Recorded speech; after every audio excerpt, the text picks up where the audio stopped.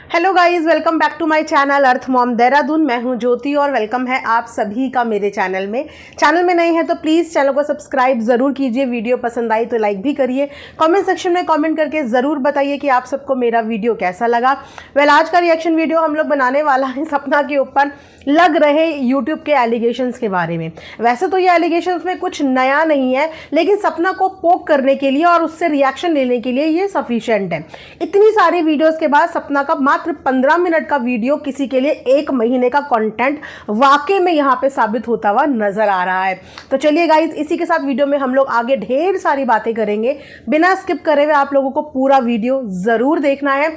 उसी के साथ मैं आप लोगों के साथ डेफिनेटली शेयर करना चाहूंगी ये खूबसूरत सा कॉट सेट जो कि कुर्ता पैटर्न में है एंड आई एम श्योर कि आप में से सबको बहुत पसंद आने वाला है। बहुत ही ब्यूटीफुल फ्लोरल प्रिंट इसमें है और स्लीव्स भी बहुत अच्छे हैं, खुला डुल्ला है, सभी साइज में अवेलेबल है। ये इसका फुल लेंथ फोटो है, बहुत ही रीजनेबल रेट पे भी है। तो अगर आप लोगों को ये कॉट सेट चाहिए तो मेरी वीडियो के कमेंट सेक्शन में मैंने लिंक पिन किया है, वहाँ पे लिंक पे क्लिक करना और बाय कर लेना। अगर लिंक पे क्लिक करके या कमेंट सेक्शन में आपको मिलने में प्रॉब्लम होती है तो मेरे चैनल का कम्युनिटी पोस्ट चेक कर लेना, वहाँ पे मैंने फोटो के साथ लिंक शेयर किए होते हैं, तो वहाँ से भी आप लोग इजीली बाय कर सकते हैं। तो चलिए विदाउट एनी फर्दर डिले शुरू करते हैं हम लोग आज का reaction video. So guys, trust me, social media पे पिछले 15-20 दिन से क्या हो रहा है इस प्रपंच का मुझे आइडिया नहीं था, क्योंकि बीच में मैं एक छोटे से ब्रेक पे भी चली गई और उसके बाद मैं जब आई तो मैंने इतना कुछ गौर नहीं किया। लेकिन मैंने गौर उस दिन से बेसिकली किया जिस दिन से सपना का रिप्लाई वीडियो आया। थोड़ी देर के लिए मेरे को भी ये समझ में नहीं आया कि सपना ऐसे अचानक से फट क्यों गई। उसके बाद सोशल मीडिया पे थोड़ा हमने भी अपनी चील वाली निगाहें इधर उधर दौड़ाई। उसके बाद समझ में आया कि किसी भी इंसान का इस तरीके से फटना तभी होता है जब आप उसको लगातार लगातार लगातार पोक कर रहे हो। हर किसी पोकिंग की एक लिमिट होती है, एक बाउंड्री होती है, लेकिन आप जब लेवल क्रॉस कर लेते हो तो फिर इंसान इस तरीके से आता है। इनफैक्ट इससे बहुत भद्दी तरीके से आता है, और किस तरीके से आता है ये भी आपने सोशल मीडिया पे एक नमूना देख ही लिया होगा। सपना के ससुराल वालों की कंट्रोवर्सी के आड़ में यहाँ पे रोज एक नई कंट्रोवर्सी उनके नाम पे क्रिएट की जाती है, जबकि दोनों पार्टी में से कोई भी इस तरीके की कंट्रोवर्सी में इंटरेस्टेड ही नहीं है। दोनों अपनी जिंदगी सुख शांति सुकून से जीना चाहते हैं और दोनों जी भी रहे हैं। 1 महीने पहले का मैटर और 6-8 महीने के पहले का मैटर, आखिर इस मैटर पे और इन बातों पे और कितने महीनों और कितने साल तक डिस्कशन आप कर सकते हो। वही घूम फिर के सारे डिस्कशन वापस से रिपीट मोड में किए जा रहे हैं जो 6-8 महीने पहले कर चुके हैं। उसकी बिंदी से लेकर, उसके मेकअप से लेकर, उसके ड्रेस से लेकर, ससुर पे लगाए हुए एलिगेशन से लेकर, प्रॉपर्टी से लेकर, आखिर कितनी बार सेम टॉपिक पे चर्चा होगी। कुछ नया लाओ, कुछ नया, और लाओ वो जो सोशल मीडिया पे हो। लेकिन यहाँ पे आप लोग अगर नोटिस करेंगे तो ना तो सपना को कोई दिक्कत हो रही है, ना ही ससुराल वालों को कोई दिक्कत हो रही है। दिक्कत क्रिएट करने वालों की दिक्कत के रीजन ही अनोखे हैं, जो रीजन कहीं से कहीं तक किसी भी नॉर्मल इंसान को समझ में नहीं आएंगे। और रीजन क्या है वो भी आप लोगों के सामने मैं यहाँ पे डिस्कस कर देती हूँ, क्योंकि मेरी बहुत सारी ऑडियंस को शायद पता ही नहीं होगा कि आखिर सपना ने अचानक से ये रिएक्ट क्यों किया, है ना। क्योंकि कुछ लोगों ने इस चीज का ऐसे मुद्दा बनाया कि वो तो पागल है, कंटेंट लेने आ गई, रिएक्ट करने आ गई। तो जी नहीं, जिस लेवल का उसको यहाँ पे छलनी छलनी किया गया ना, उस पर ऐसा रिएक्शन वीडियो तो फिर भी कुछ भी नहीं था, कुछ भी नहीं। यहाँ पे सपना अगर एक टाइटल में कुछ लिख देती है, एक थंबनेल में कुछ लिख देती है, तो उसका बवाल उसको गालियों से झेलना पड़ता है। उसका नतीजा उसे गालियों से झेलना पड़ता है, अभद्रता, चरित्र, हर उस लिमिट क्रॉस चीज से झेलना पड़ता है। लेकिन उसके ऊपर जो जो बातें हुई उस पर उसने फिर भी इतना डिसेंट रिप्लाई किया, तो इसके लिए यहाँ से उसकी परवरिश शो हो गई, यहाँ से उसकी और उसके परिवार की परवरिश शो हो गई। अब आपको मैं बताती हूँ कि मुद्दा ना तो ससुराल वालों का है, सिर्फ उनकी आड़ ली जा रही है।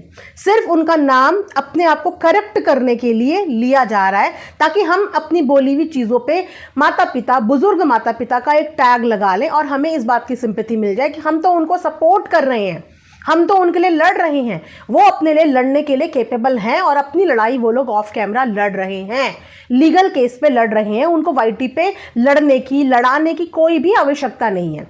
तो माता पिता के नाम पे ये प्रोपेगेंडा जो रच रहे हैं वो सिर्फ उनका नाम यूज कर रहे हैं, ताकि अपनी गलत चीजों को वो उनके नाम पे ढाक सके कि हम कुछ नहीं कर रहे हैं, हम बुजुर्ग माता पिता को सपोर्ट कर रहे हैं। और कौन से बुजुर्ग माता पिता को सपोर्ट कर रहे हैं? उन बुजुर्ग माता पिता को सपोर्ट जिनकी चरित्र को छलनी छलनी करने में कसर नहीं छोड़ी गई थी। सपना ने तो जो किया किया, उसका उसने 6-8 महीने तक भुगतान भी झेला है।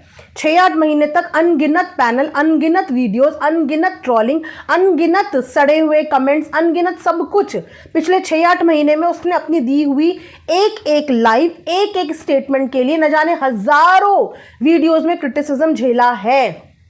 ठीक है, झेल लिया उसने वो। लेकिन माता पिता का सहयोग और साथ देने का दावा करने वाले इन लोगों ने क्या माता पिता की इज्जत आबरू को छलनी छलनी करने में कोई कसर छोड़ी थी? एक मां को उसी की कोख पे शक पैदा करवा दिया ऑडियंस की नजर में कि उनका बेटा अपना सगा था ही नहीं, कि एक मां को भी अपना पक्ष लेके सोशल मीडिया पे ये बोलने के लिए आना पड़ा कि जो ये चीज बोल रही है उस इंसान की तो हमने शक्ल भी आज तक सामने से नहीं देखी, हम तो उस इंसान से आज तक मिले ही नहीं। और आज जिन पिताजी पे इस आरोप के लिए बुरा लग रहा है कि बहू ने छेड़खानी का आरोप लगा दिया, जिसका प्रमाण साक्ष्य किसी को नहीं पता कि इन दोनों पार्टी में से सच्चा कौन है झूठा कौन है, उन ससुर जी पे भी किस चीज के आरोप लगे थे? अब आप लोग सोच सकते हैं किस चीज के आरोप लगे थे? बलात्कारी। इस चीज के आरोप इसी मुंह से इन्हीं पिताजी पे लगे और एविडेंस के तौर पे गूगल से ढूंढा हुआ एक कॉपी यहां पे ऑडियंस के सामने परोस दी गई थी। और कल ही नाइट में मैंने एक लाइव देखी और कल ही नाइट में मैंने एक लेडी के मुंह से ये सारी कहानी सुनी। मैं यहाँ पे नाम नहीं लूंगी क्योंकि मैं बिना परमिशन किसी का नाम अपनी वीडियो में नहीं लूंगी। क्या पता उन्हें नाम लेने से प्रॉब्लम हो या उन्हें आपत्ति हो, अदरवाइज मुझे नाम लेने में भी कोई प्रॉब्लम नहीं है। उन्होंने खुद ये करनी बताई कि किस तरीके से अंकल के ऊपर एक झूठा कम्युनिटी शेयर करके एक झूठा गूगल से ढूंढा हुआ केस फाइंड आउट करा, सेम नाम का जो अंकल का नाम था, सेम नाम का वो केस फाइंड आउट करा और अंकल को यहाँ पे बलात्कारी घोषित कर दिया कि इसने तो इतने नहीं इतने करे हैं। उस चीज के लिए क्या वो चीज भी सपना की सिखाई हुई थी? क्योंकि जिस लेडी ने इस बात को एक्सपोज किया उसने साफ बताया कि गूगल से इस तरीके से फोटो निकाली, जस्ट वो फोटो उसने इनसे शेयर करी और इन्होंने उसकी कम्युनिटी छाप के दूसरे ही दिन अंकल को घोषित कर दिया। तो ऐसी लेडी जिसने सपना के ससुराल वालों में से किसी को नहीं छोड़ा, यहां तक कि उस 17-18 साल की जितनी भी उसकी एज हो उस लड़की को भी नहीं छोड़ा, उसको तक गाली गलौज करने के लिए सोशल मीडिया पे आ गई थी। आज उनकी बोली हुई अगर वो वाली बातें सारी झूठी थी तो आज जो कहानियां ये सुना रही हैं वो बातें सच्ची कैसे हैं? क्यों इनसे इस बात के क्रॉस क्वेश्चन नहीं किए जा रहे हैं कि आपने समय समय पे सोशल मीडिया पे लोगों को सिर्फ अपने अनुसार गुमराह किया है? क्योंकि इन्हें शायद ये लगा था कि जब मैं सपना को सपोर्ट करूंगी तो इतना अंधाधुंध सपोर्ट करूंगी कि उनको सपोर्ट करने के चक्कर में मैं हर वो काम कर दूंगी, हर वो लिमिट क्रॉस कर दूंगी जिससे मैं बुजुर्ग माता पिता की इज्जत आबरू को छलनी छलनी कर दूं। जब इन्होंने वो सब काम किया तब तक इन्हें उस चीज का एहसास नहीं हुआ, लेकिन एहसास कब होता है? जब सपना इनसे मिली नहीं, सपना ने इनसे बातचीत आगे नहीं बढ़ाई, उसके बाद इन्हें सडनली इस बात का एहसास हो जाता है कि सपना तो चालाक थी, सपना ने तो मेरा यूज कर लिया। सपना ने क्या वो गूगल से नकली अंकल की वो निकालने के लिए कहे थे? क्या ये सब कुछ जो सोशल मीडिया पे गाली गलौच हुई, अंकल आंटी को इतना गंदा गंदा बोला गया, अंकल आंटी के बच्चे जो उनका अपना सगा खून जो भी इस दुनिया में भी नहीं है उनकी कोख पे सवाल उठा, क्या ये सारी स्क्रिप्ट सपना ने प्रोवाइड की थी? जी नहीं। उस समय बस गलत हो सही हो, साम दाम दंड भेद, उन सारी नीति को अपना के अंकल आंटी को नीचा दिखाना था। तो इतनी बेइज्जत बदनामी तो सपना ने भी नहीं करी थी। जिसके साथ जो भी हुआ उन दोनों के बीच में, जितनी बेइज्जती और बदनामी दूसरे इंसान ने अंकल आंटी की कर दी थी। और अभी पलटी मारने का एकमात्र रीजन ये कि सपना ने अपने घर के दरवाजे नहीं खोले, सपना ने एक बाउंड्री क्रिएट कर ली थी और उस बाउंड्री के पार इनको आने नहीं दिया। 2 रिकॉर्डिंग्स यहाँ पे सामने आई हैं, जिन रिकॉर्डिंग्स का ना अगला किसी को पता है ना पिछला किसी को पता है। 5, 10, 15 सेकंड की 2 रिकॉर्डिंग्स यहाँ पे सर्कुलेट कर दी और उस रिकॉर्डिंग्स का बन गया हू हल्ला, हो प्रॉपर्टी की लालची थी, हो ये कर दी थी। अरे किसी भी बात का कॉन्टेक्स्ट भी समझना जरूरी होता है। क्या अगर कॉन्टेक्स्ट में आपने ये समझा कि सपना इनसे ये बोल रही थी प्रॉपर्टी के बारे में, तो क्या कॉन्टेक्स्ट में आपको ये नहीं दिखा कि सामने वाला उसको कितना गाइड कर रहा था? ये गाइडेंस सामने वाले की थी, क्योंकि सामने वाला खुद ये सब कुछ करके बैठा है। सपना ने फिर भी उन बुजुर्ग माता पिता को घर के दरवाजे से बाहर नहीं निकाला, उनकी छाती पे बैठकर उनको रोज के रोज वहां पे बैठकर टॉर्चर नहीं किया। उसने अपने पैर घर से बाहर निकालने ज्यादा सही समझे रेदर देन अपने बुजुर्ग माता पिता को घर से बेघर करने के। वो उस घर से अपने आप निकली, लेकिन उसने उनको उस घर से नहीं निकाला। लेकिन उसके बाद उसको ये ज्ञान दिया जा रहा था कि ये भी चीजें लो, ये भी चीजें लो। लेकिन मैटर ये करता है कि इतना ज्ञान लेने के बावजूद भी क्या उसने प्रॉपर्टी से रिलेटेड कोई भी फाइट करी? ज्ञान उसने सबके सुने होंगे, जिसने उस समय उससे बात करी होगी सब उससे ज्ञान दे रहे होंगे और उसने सबके ज्ञान पे हाँ जी ना जी, हाँ जी ना जी बोला होगा। बट मैटर ये करता है कि इनमें से कितने के लोगों के ज्ञान को उसने फॉलो किया? किसी एक के भी नहीं, क्योंकि उसने प्रॉपर्टी के लिए कोई लड़ाई नहीं करी। उसकी लड़ाई सिर्फ अपने एक विला के लिए थी, जिसके लिए वो उसी दिन क्लियर थी, जिस दिन वो इस घर से बाहर पैर निकाल रही थी, बिल्कुल क्लियर थी, क्योंकि उसमें उसकी पूरी जमा पूंजी लगी हुई थी और ये चीजें उसने छुपाई नहीं थी। इस चीज के लिए वो बिल्कुल क्लियर थी। तो सपना ने सुनी सबकी, लेकिन करी नहीं। लेकिन जब उसने करी नहीं तो फिर वो कैसे गलत हो गई? क्योंकि जब तक आप कोई चीज इंप्लीमेंट ना कर लो तब तक आप गलत नहीं हो। ठीक है, दूसरी क्लिप में आपको क्या दिख रहा है? इनविटेशन दे दिया, इनविटेशन दे दिया। ऐसा इनविटेशन आपने आज तक किसी को देखा है कि सामने वाले ने आपको इनवाइट भी कर दिया और आपको अपने घर का एड्रेस भी नहीं दिया? क्योंकि इनविटेशन का मतलब होता है कि सामने वाला आपको बुला रहा है और उसके साथ साथ नीचे आपको अपने घर का एड्रेस भी दे रहा है और सामने वाला आपको ये बोलता हुआ भी नजर आ रहा है, वो भी हंसते हुए, कि हाँ हाँ मेरे पास तो एड्रेस भी नहीं है। इसका मतलब वो अपना एड्रेस तक देने में कंफर्टेबल नहीं है, तो इनवाइट वो क्या करेगी? यानी कि उसने आपको इनविटेशन दिया ही नहीं था। इनविटेशन इस तरह नहीं दिया जाता, विद एड्रेस दिया जाता है। लेकिन जब ये सारी चीज़ें मनमुटाव सपना से होने शुरू हो गए, इनको शायद नहीं अच्छा लगा कि सपना ने उसको उन पे भरोसा नहीं किया और उनको अपने घर की दहलीज पे अपने क्लोज नहीं आने दिया, तो उसका नाराज़गी ये तरीके से निकालना सोशल मीडिया पे निंदाजनक है। आपने अपने गिले शिकवे तक ये बात रखनी थी, अगर बहुत ही मन कर रहा था, क्योंकि ये सारी बातें गाइस ऑफ कैमरा थी, ये सारी लड़ाइयां इन दोनों की ऑफ कैमरा थी, तो क्या इन बातों को ऑन कैमरा लाके डिस्कस करना समझदारी थी? क्योंकि सपना ने तो ऑन कैमरा आके कुछ नहीं बोला ना अच्छा बोला ना बुरा बोला।